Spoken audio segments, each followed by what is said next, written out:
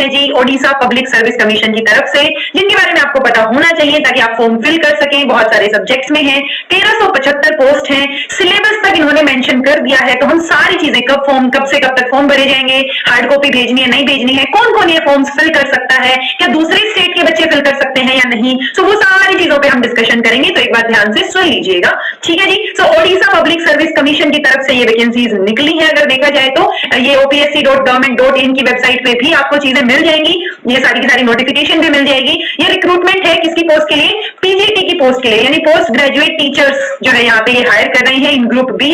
कौन से 50 स्कूल्स हैं जो हायर सेकेंडरी स्कूल्स है, और 106 स्कूल्स हैं अपग्रेडेड हायर सेकेंडरी स्कूल्स, उनके लिए है। पॉइंट सर कितना सा है, 31 तारीख 31/1/2024, जनवरी में 31 तारीख से आपके फॉर्म निकल जाएंगे और पूरी फरवरी तक आप भर सकते हैं। 2 मार्च तक ये फॉर्म आप फिल कर सकते हैं। तो 31/1/2024 से 2/3/2024 तक आपको एप्लीकेशन सबमिट करनी है। रजिस्टर करने के बाद पोस्ट है 1375, सब्जेक्ट्स भी देख लेते हैं कौन कौन सी हैं। सो ये वैकेंसी पोजीशंस है, और डिसिप्लिन है anthropology, botany, commerce, chemistry, education, English. तो इन सब की मिला के और भी है, ये देखिए 23 सब्जेक्ट्स हैं। इन 23 सब्जेक्ट्स में मिला के आपकी 1375 पोस्ट है, ठीक है। तो आप अपने अपने सब्जेक्ट में देख सकती हैं, जैसे एजुकेशन में आप देखेंगे सो 28 है यहाँ पे टोटल मिला के।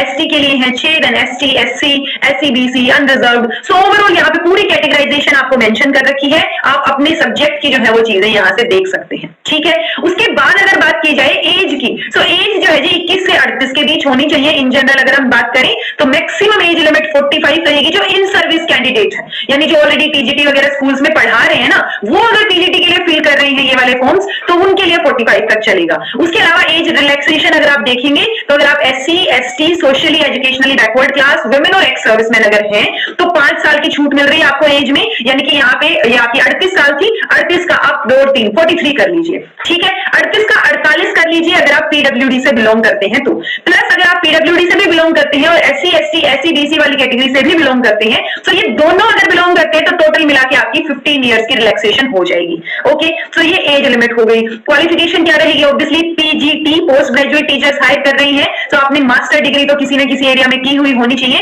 50% मार्क्स इन एग्रीगेट, यानी कम से कम 50% मार्क्स आपके हो, आपने मास्टर्स कर रखी हो उस पर्टिकुलर सब्जेक्ट में, ठीक है। उसके साथ साथ बीएड भी कर रखी हो, ओके, या फिर बीएड के साथ होता है कुछ एक सब्जेक्ट्स के लिए मैंडेटरी नहीं है, बट वो अभी एक बार हम देख लेते हैं। प्लस आपने डिग्री या डिप्लोमा कर रखा हो कंप्यूटर एप्लीकेशन में अगर आपका सब्जेक्ट उस तरीके का है तो, okay.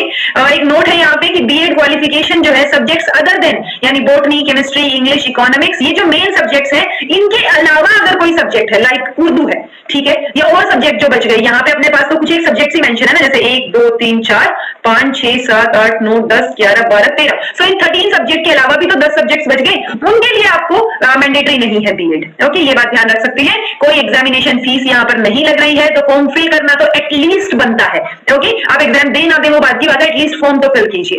Then method of selection क्या रहेगा, आपका एग्जाम लिया जाएगा एमसीक्यू पैटर्न में, और उसके बाद पर्सनालिटी टेस्ट आपका होगा जो एमसीक्यू पैटर्न में लिया जा रहा है। उसमें 3 पेपर होंगे ऑब्जेक्टिव में, paper 1, 2 and 3। Paper 1 general English का होगा 50 नंबर का, जनरल नॉलेज का होगा ये दूसरा पेपर 50 नंबर का, और फिर 100 क्वेश्चंस आपके जो है ये 100 मार्क्स के हो गए, ठीक है। पेपर 1 के लिए आपको 2 घंटे मिलेंगे।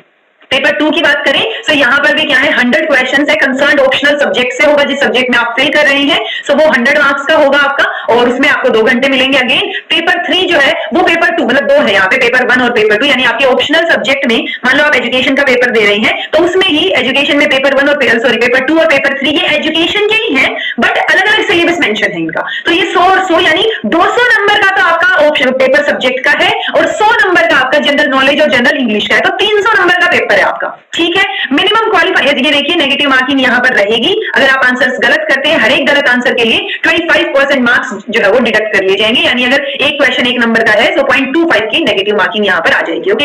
33% क्या है मिनिमम क्वालिफिकेशन है तीनों का मिला के, ओके, इररिस्पेक्टिव ऑफ कैटेगरीज। तो ऐसा नहीं है कि आपके कैटेगरीज में एज में रिलैक्सेशन है, बस कैटेगरी में यहाँ पे क्वालिफिकेशन क्वालिफिकेशन में नहीं है, सबकी क्वालिफिकेशन तो 33% रहेगी, उसके बाद फिर वो मेरिट लिस्ट बन जाती है अगर ज्यादा क्वेश्चंस बचोगे, ज्यादा मार्क्स आ जाते हैं उस बेसिस पे। सो यहाँ पे जो है वही जो मिनिमम क्वालिफिकेशन जिन्होंने क्लियर की है उनको पर्सनालिटी टेस्ट और इंटरव्यू के लिए बुलाया जाएगा, जो कि 30 नंबर का होगा अगेन। सो ये सारी चीजें आपको ध्यान रखनी है। जहां पे वैकेंसीज अप टू 2 है वहां पे 10 number of candidates, for the vacancies 3 से 5 है तो 15। तो ये यहाँ पे नंबर दे दिया आपको कि टॉप कितने बच्चों को इंटरव्यू के लिए बुलाया जाएगा। ओके, तो अगर आपकी वैकेंसीज 2 ही है किसी सब्जेक्ट में, सो 10 कैंडिडेट को बुलाया जाएगा, 10 में से 2 सिलेक्ट हो जाएंगे। अगर 3 से लेके 5 तक वैकेंसीज हैं तो 15 को बुलाया जाएगा। तो इस तरीके से ये पूरा डाटा यहाँ पे मेंशन है, ठीक है।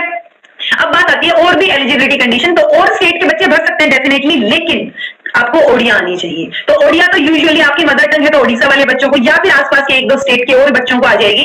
सो ओडिशा वाले ही भरेंगे इसको यूजुअली, बट भर कोई भी सकता है। बट एलिजिबिलिटी कंडीशन में आ गया कि आपने मिडिल स्कूल जो है या तो पास किया हो ओडिया लैंग्वेज में, या फिर पास किया होता है ना कि कोई सब्जेक्ट नहीं है एक तरीके से पूरा, मतलब सारा उसमें नहीं है बट एक सब्जेक्ट की तरह पढ़ा हो ओडिया, वो चीज हो गई।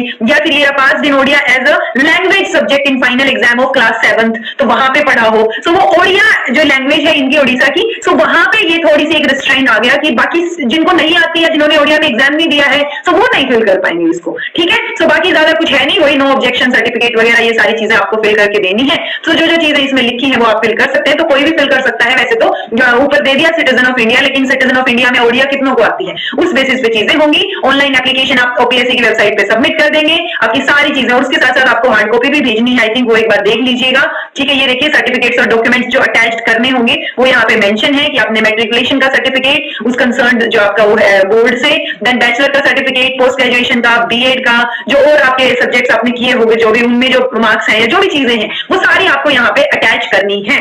ओके जी, सो ये सारा का सारा पॉइंट सिर्फ इतना था कि ये भर सकते हैं आप, सारी की सारी इन्फॉर्मेशन यहाँ अवेलेबल है ओपीएससी की वेबसाइट पे, जाके आप फॉर्म फिल कर सकते हैं। 31 तारीख फर्स्ट यानी 31 जनवरी से आपके फॉर्म्स निकल जाएंगे, तो याद रखिए फरवरी का महीना है आपके पास फॉर्म फिल करने के लिए। अब बात आ जाती है आपने, और अगर आपको कोई इश्यू होता है तो यहाँ पे इन्होंने टेलीफोन नंबर भी मेंशन किए हैं, आप इन पे कॉल करके पूछ सकते हैं, ठीक है। अब बात आती है सिलेबस की पोस्ट ग्रेजुएट टीचर्स के लिए, ये अगेन वही मेजर मेन लाइन दे रखी है। सो ये है जनरल इंग्लिश का जी, जनरल इंग्लिश का 50 मार्क्स का, कि आपको जनरल इंग्लिश आती हो। देन उसके बाद ये देखिए ये आ गया है जनरल इंग्लिश का, देन ये आ गया है जनरल नॉलेज का, यहाँ पे ये रहा जनरल नॉलेज। सो 50-50 मार्क्स के ये हो गए। 2 पेपर है आपके, पेपर 1 पेपर 2, 100 क्वेश्चंस आएंगे और एक क्वेश्चन 2 नंबर का दे रखा है इन्होंने, तो वो 200 मार्क्स ईच हो गया, यानी 400 नंबर का आपका क्या हो जाएगा, आपके सब्जेक्ट का पेपर हो जाएगा। और 50 क्वेश्चन है तो ये 50 नंबर है, तो 500 नंबर हो गए ओवरऑल देखा जाए तो, ठीक है। The examination is concern subject, तो सब्जेक्ट जो कंसर्न सब्जेक्ट है उसमें 400 नंबर का और 50-50 नंबर की आपकी इंग्लिश और जनरल नॉलेज हो जाएगी। ओके, तो 500 का हो गया। ये यहाँ सिलेबस भी इन्होंने फर्दर मेंशन कर रखा है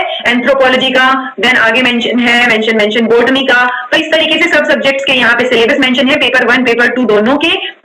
एमसीक्यूज आपके रहेंगे, वो आपको ध्यान रखना है। मैं एक बार एजुकेशन के सब्जेक्ट पे चली जाती हूँ, ऑल्दो मैंने देख लिया था बट आपको भी एक बार दिखा देते हैं। ये है इकोनॉमिक्स आ गया, देन एजुकेशन का जब आप सिलेबस देखेंगे तो जो एसएसबी पीजीटी का सिलेबस आप लोगों ने किया था वैसा सा ही सिलेबस है, और वही चीजें यहाँ पर दे रखी है। पेपर 1 में ये देखिए John Dewey, Aurobindo, Gandhi, Tagore, Rousseau, ये मैंने सारे करवा रखे हैं। ओके, तो ये सारी चीजें ऑलरेडी आपको चैनल पे अवेलेबल है।